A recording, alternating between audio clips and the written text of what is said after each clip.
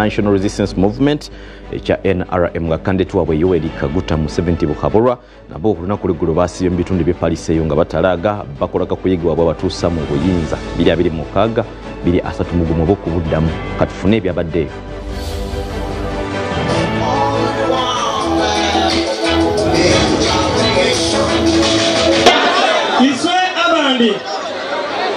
Iswe abandi amazima gali nti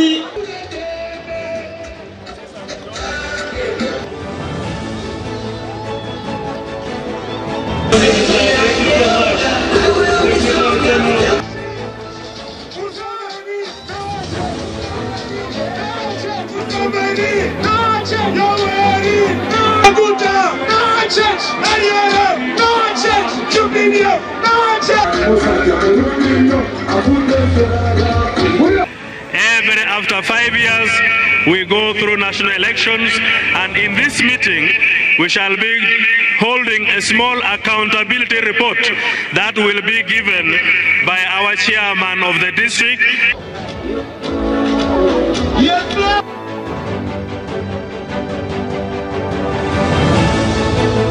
And I want to tell you the God-sent president that we have is President Museveni.